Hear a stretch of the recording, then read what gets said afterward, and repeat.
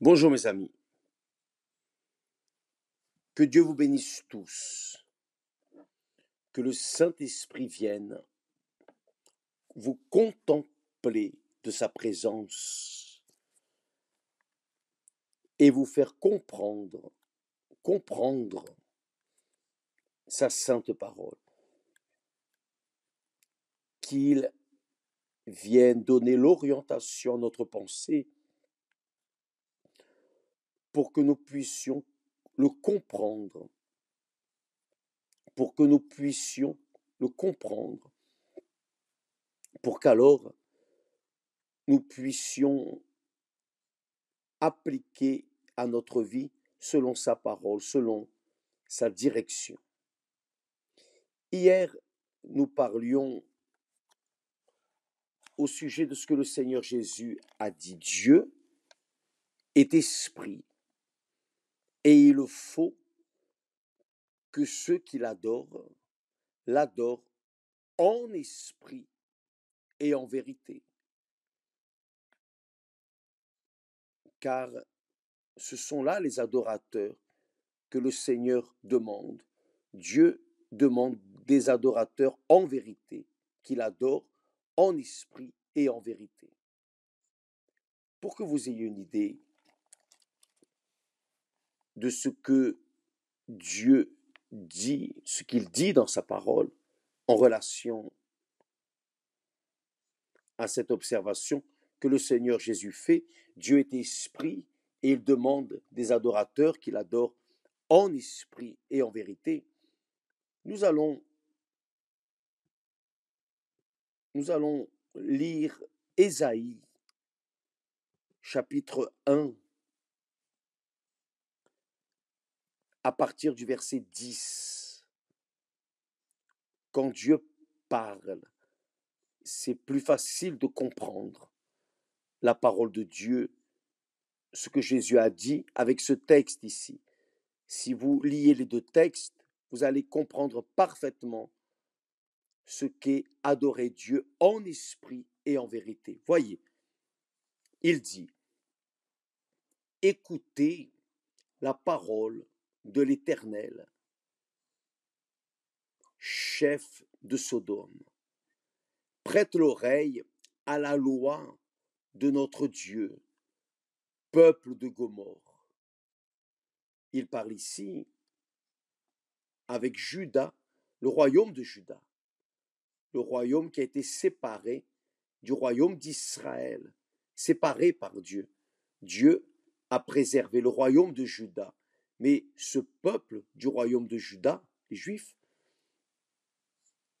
était en train de se comporter précisément comme Sodome et Gomorrhe, qui ont été détruits par le feu de la colère de Dieu. Et il ajoute, Dieu parle, que m'importe la multitude de vos sacrifices, dit l'Éternel.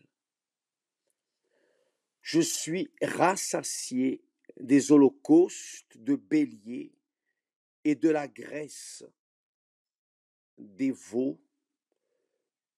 Je ne prends point plaisir au sang des taureaux, des brebis et des boucs. Parce que le peuple d'Israël, le peuple de Juda spécialement, faisait beaucoup d'offrandes de sacrifices, beaucoup d'animaux étaient sacrifiés. Parce qu'il voulait plaire à Dieu. D'un côté, si d'un côté, il faisait des sacrifices d'animaux, d'un autre côté, le même peuple commettait ces péchés grotesques contre Dieu.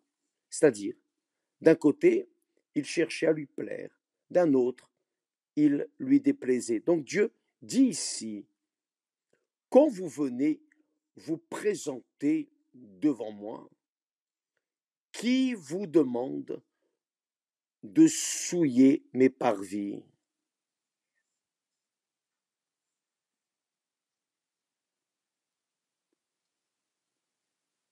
Qui a demandé de souiller mes parvis, c'est-à-dire les lieux sacrés. Il continue de dire, cessez d'apporter de vaines offrandes. Voyez, cessez d'apporter de vaines offrandes. Ça, c'est très fort. Vous vous rappelez, quand le Seigneur Jésus, juste pour que vous puissiez vous situer, le Seigneur Jésus a dit là, en Matthieu, faites attention, quand vous apporterez votre offrande sur l'autel, et que là, devant l'autel, vous vous rappelez que votre frère a quelque chose contre vous, laissez l'offrande devant l'autel, allez vous réconcilier avec votre frère et ensuite faites l'offrande. C'est-à-dire, on ne pourrait pas mettre l'offrande sur l'autel sans d'abord que le cœur, l'âme de celui qui offrait ne soit vide, propre, purifié, pour qu'alors l'offrande puisse être faite. Comprenez-vous, mes amis? Vous commencez à comprendre maintenant, quand le Seigneur Jésus a dit, Dieu est esprit, et il faut que ceux qui l'adorent en esprit et en vérité. Nous allons parler d'ici peu plus à ce sujet. Il dit alors, cessez d'apporter de vaines offrandes. J'ai en horreur l'encens, les nouvelles lunes, les sabbats et les assemblées. Je ne puis voir le crime s'associer aux solennités, c'est-à-dire le peuple de Juda, présenter devant Dieu les offrandes, mais quand ils sortaient de là, ils faisaient leurs offrandes au diable, qui était la pratique du péché. Il continue en disant, les nouvelles lunes, les sabbats et les assemblées, mon âme hait vos nouvelles lunes et vos fêtes. Elles me sont à charge. Je suis las de les supporter. Vous avez déjà pensé, c'est Dieu qui parle ici. Dieu dit ici, mon âme hait vos nouvelles lunes et vos fêtes, vos offrandes, mon âme les hait, elles me sont à charge. Je suis là de les supporter. Quand vous étendez vos mains, je détourne de vous mes yeux. Quand vous multipliez les prières, je n'écoute pas. Vos mains sont pleines de sang. C'est-à-dire, ce peuple offrait à Dieu ses prières. Mais Dieu a dit, je ne les écouterai pas. Pourquoi? Parce que vos mains sont pleines de sang.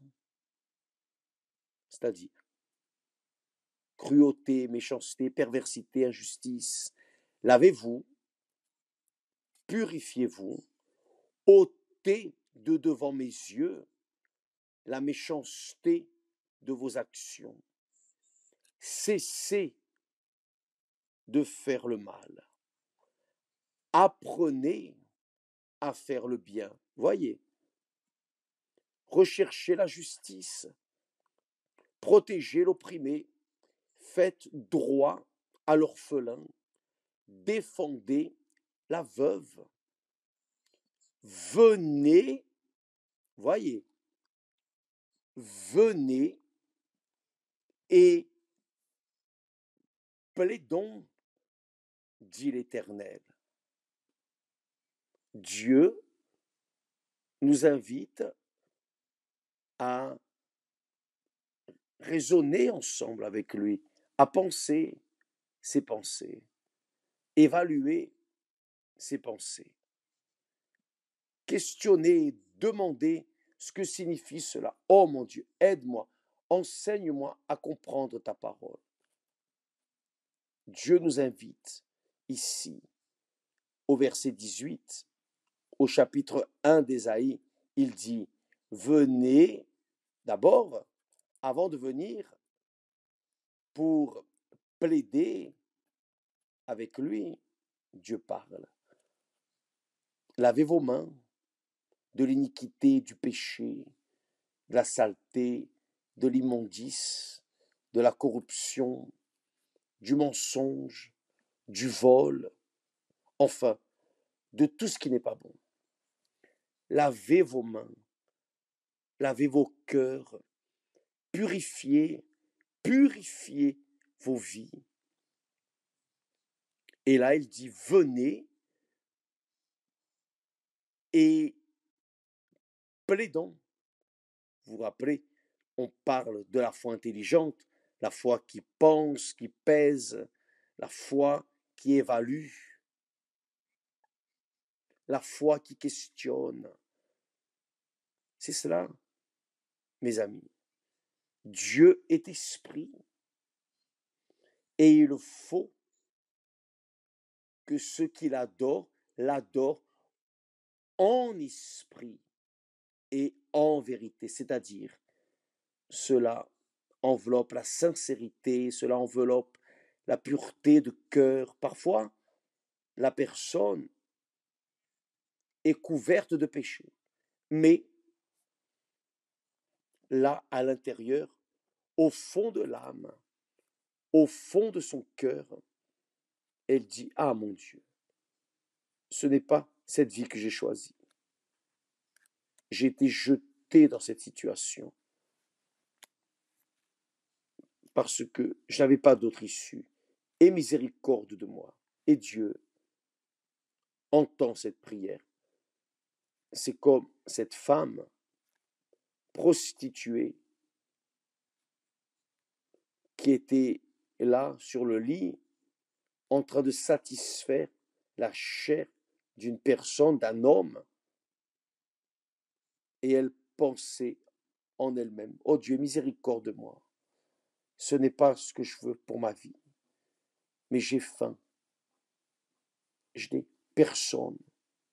Ah, si le Seigneur existe et m'écoute, aide-moi. Cette femme est devenue une femme de Dieu remplie du Saint-Esprit. Et aujourd'hui, elle a une famille constituée. Son époux, sa maison, son foyer est de paix, mariée à un homme de Dieu. Dieu a fait d'elle une nouvelle créature. Dieu a fait de cette femme ce qu'il a fait de Marie de Magdala. Au point, Marie de Magdala, vous savez, elle était une femme qui avait 7 esprits immondes. Elle, certainement, était une femme vulgaire, pleine de péchés. Mais le jour où elle a été délivrée par le Seigneur Jésus, elle est devenue une femme sainte et elle a eu le privilège d'être la première, d'avoir été la première personne à voir le Seigneur Jésus ressuscité. Ce n'est pas la mère du Seigneur Jésus qui a vu son fils ressuscité pour la première fois. Non, ce ne sont pas les frères du Seigneur Jésus. C'est cette femme, précisément cette femme, qui a trouvé grâce devant Dieu. Pourquoi? Parce qu'en elle, il y avait une sincérité, une pureté, bien qu'elle était une femme utilisée par le diable. Mais Dieu a eu compassion d'elle, l'a sauvée. Pourquoi? Parce qu'il voit le cœur, mes amis. Parfois, la personne présente à Dieu des multitudes d'offrandes, de sacrifice, d'adoration, de louange, de chansons, mais le cœur est rempli de rancœur ou ne pardonne pas cette créature qui lui a fait du mal. Donc, à quoi bon les offrandes? À quoi bon les offrandes? À quoi bon les prières? À quoi bon les dîmes? À quoi bon le culte? Aller à la réunion? À quoi bon être ouvrier, ouvrière, pasteur, évêque, quoi que ce soit? À quoi bon? Si là au fond de l'âme, il existe un sentiment de rancœur, un sentiment de vengeance, un sentiment mauvais qui contrarie tout ce qu'elle a fait ou fait pour plaire à Dieu et aux hommes. Ça ne plaît pas à Dieu.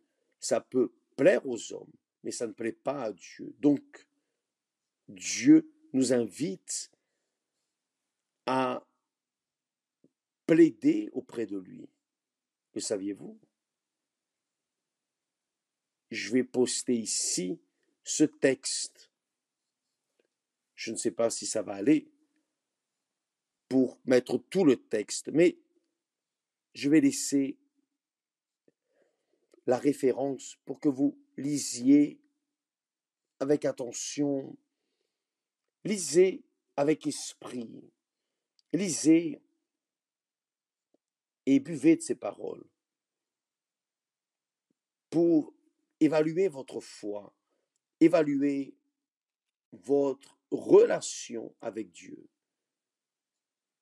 car ça ne sert à rien de faire des offrandes, ne servent à rien nos prières, nos jeûnes, nos sacrifices, nos services de charité. Cela ne sert à rien si le cœur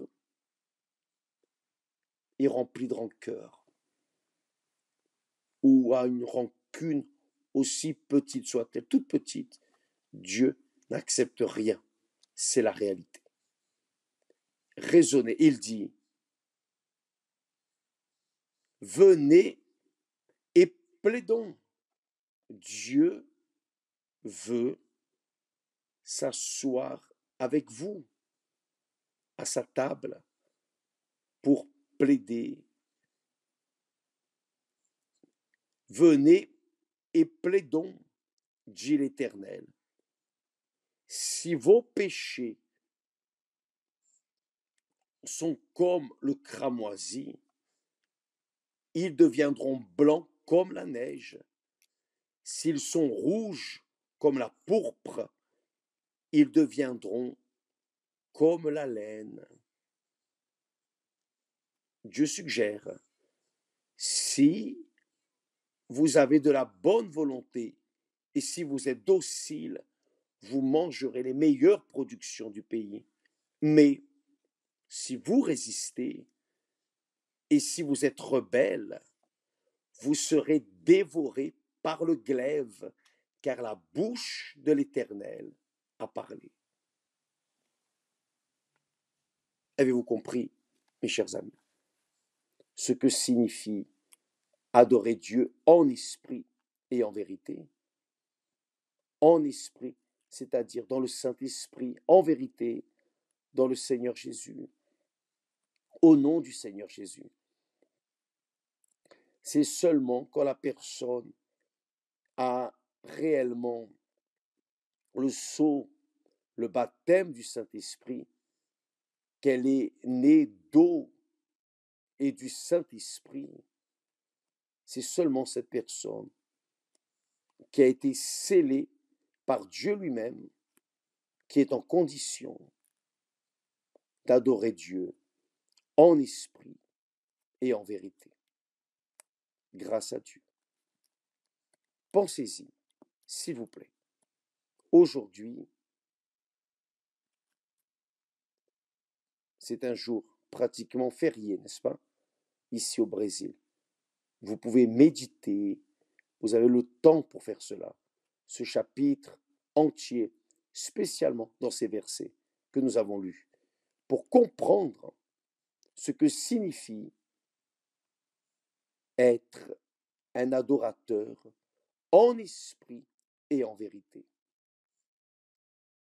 Être une personne qui plaît à Dieu de manière réelle, authentique, véritable. Donc, quand la personne est ainsi, le Seigneur Jésus dit,